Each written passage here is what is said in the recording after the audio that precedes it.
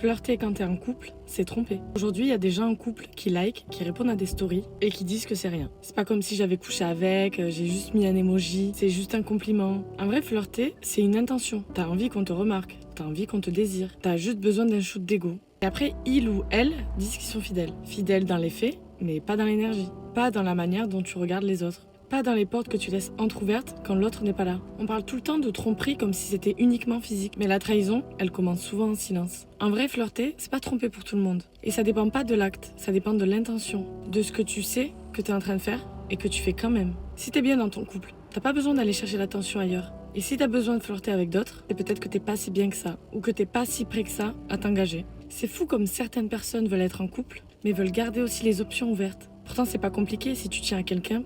Protège ce que vous êtes en train de construire. Et si t'as besoin d'autres regards pour te sentir vivant, alors t'es pas prêt pour une vraie relation. T'es prêt pour un jeu, mais pas pour un lien. La fidélité, c'est pas juste une action, c'est une posture. C'est la façon dont tu parles de ton couple quand l'autre n'est pas là. La tromperie, c'est pas que physique. Si tu te fais draguer et que tu laisses des portes ouvertes alors que t'es en couple, dans ces cas-là, te mets pas en couple.